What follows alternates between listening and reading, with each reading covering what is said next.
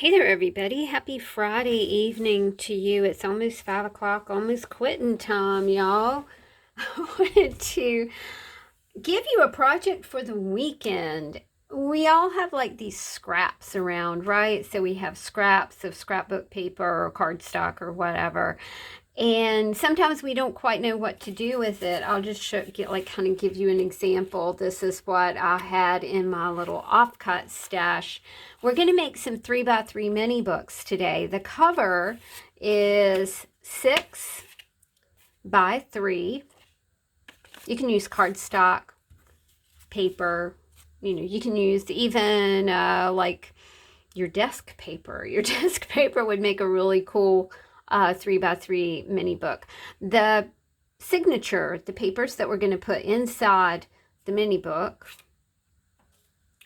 are 5 3/4 by 2 3/4 here.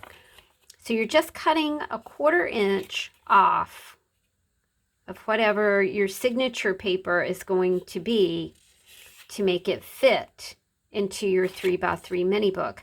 And that's an equation that you can take into any sort of book. You don't have to make 3x3s. You can make 4x4s or 5x5s or whatever. Just the signature pages are cut. Just take a 1/4 inch off the length and a 1/4 inch off the width, and you are good to go. All right, we're going to go ahead and bond these. I have them all put together, and for this session I'm going to make 5 of them. A 3x3 mini book or any sort of mini book is the perfect thing to add to a happy mail, a greeting card, birthday card, anniversary card, any sort of letter, correspondence that you might send. This is a great little addition. I'm going to give you a couple different ways to do this. Let's do the simplest way first. And that is to bind. We're going to bind on the inside of this book. You'll want to just kind of even things up. So you can see that I had this pushed this way. I'm going to push it this way and just make sure we got things kind of even up. I just used 5 sheets, 5 pieces of copy paper. That seems to work really well. That gives you a 10-page book. If you go 10 times 2, because you have a sheet of paper is 2 pages, right? Then this gives you a 20-page book. And you can use it for a lot of things. You can use it as a, as an addition to a commonplace book or a mini diary or a day book or whatever. We're going to put 3 holes right here in the middle of our book. I'm using a We Are Memory Keepers Pokey tool. I did not have a pokey tool for the first 2 or 3 years that I was putting books together. I used an awl, and that is a leather crafting tool. When my awl broke, I think I was just using a big needle there for a while, and then I got a pokey tool. I'm just telling you this. So if you want to do that, if you want to do this project this weekend, you don't have to have a pokey tool. You can use a needle and poke through here. The important thing is that you are A, proceeding with this project, and B, that you understand when you poke your holes that you need to kind of hold your book like this to poke your holes. There are a lot of people who do pamphlet stitch, and they do it different ways. The way that I learned to do it was by watching Jenny Belly. And I'll put a link to Jenny Belly's YouTube channel just in case you don't know her. And I think most of us know her, love her. She's been an inspiration to this community for a long time. The other thing you can do to keep your papers and your cover in place is to use paper clips. You know, that's just a really simple thing. Just using 5 sheets of paper for your signature really does help with your hole poking and binding process. All right, let's get started. I am going to use a couple of paper clips. We're going to poke one hole about in the middle. Don't be fussed if it's not perfectly correct.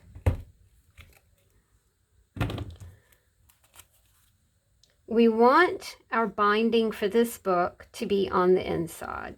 So what we do, because we want the binding on the inside, we're going to start on the inside. So we go this way. And you're going to just hang on to the tail right here. Sorry about my fingernails. I've been gardening. Jenny Belly says this is a figure 8. And if you can think about how you create a figure 8, that's exactly what it is. So you go in the top, the bottom hole. This is what things are looking like so far. Sometimes there's a trick to going into that middle hole again to tie things off. Sometimes you'll get kind of caught up in this middle thread. To avoid that, just pull it to the side. You've got a tail on this side, a tail on this side. Okay, that's what things are looking like. We're going to go ahead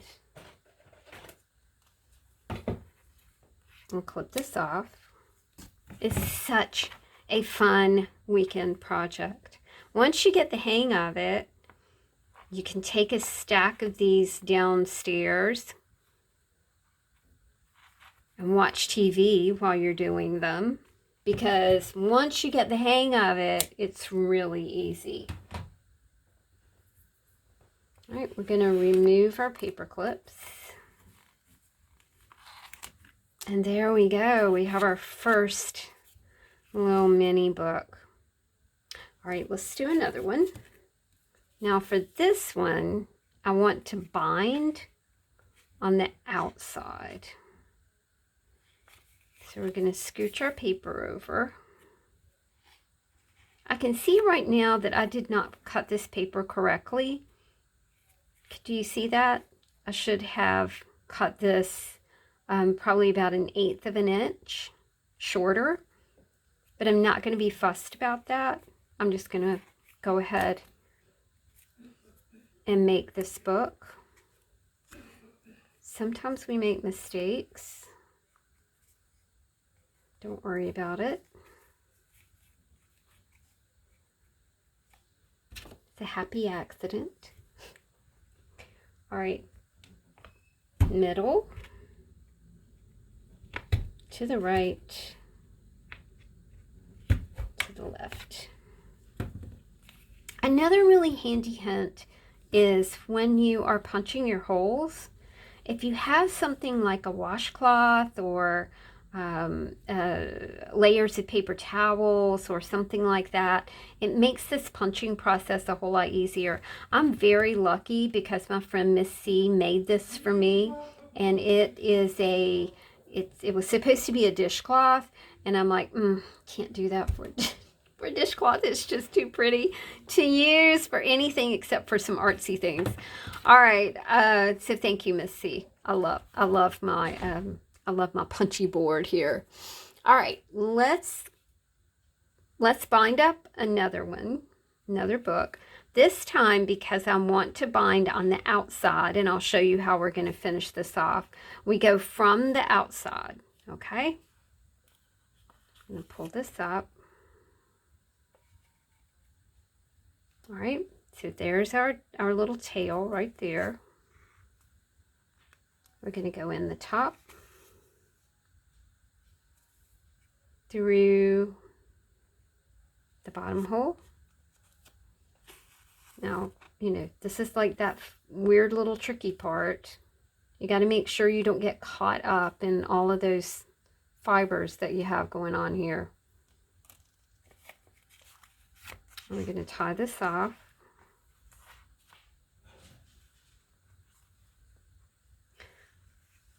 Now, we can leave this as is. It's very pretty like that. Kind of love this marbly paper. Have to thank Laurie B for that. Thank you, Laurie. And what we're going to do here is we're going to rethread. We'll thread our binding needle. And this is not a special needle. It was just a needle that had a big eye that I could actually like halfway see.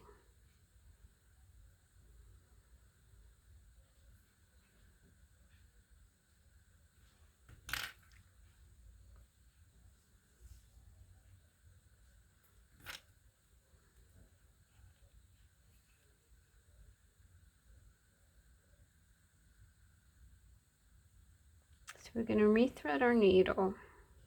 And we're going to put some beads on here. So let's just take out a few beads. Nothing fancy. Nothing fancy, but something fun.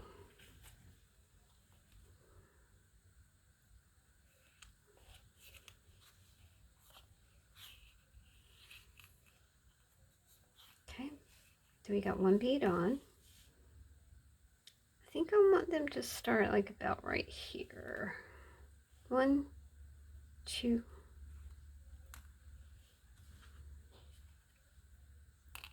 Oops. Whoops. 1, 2, 3. What I'm gonna do is tie a knot right here.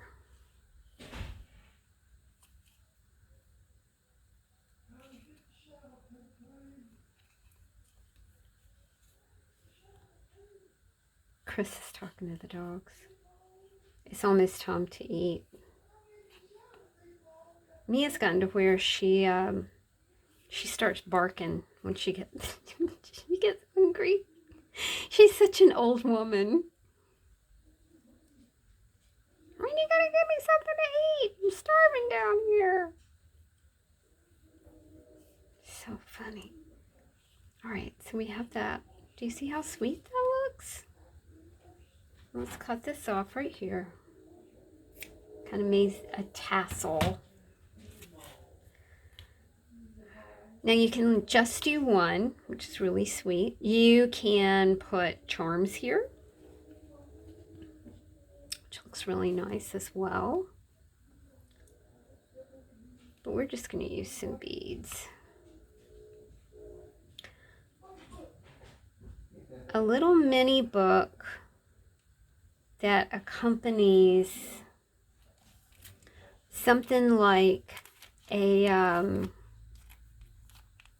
goodie bag with stickers and papers and art trading cards and art trading coins, blanks, and all kinds of bits and bobs, as I like to call it, is a really sweet addition to a mini book.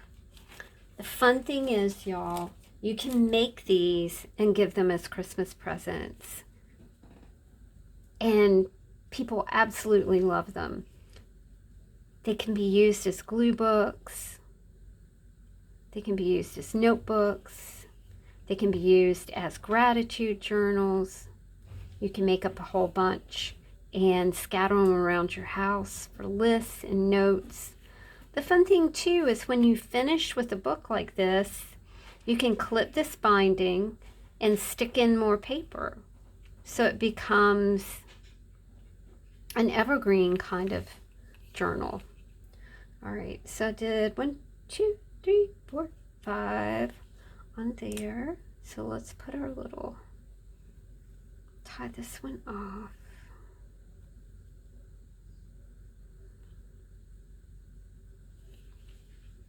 This is a sweet project to do in the morning over your coffee. Like I said, it's an awesome couch potato project.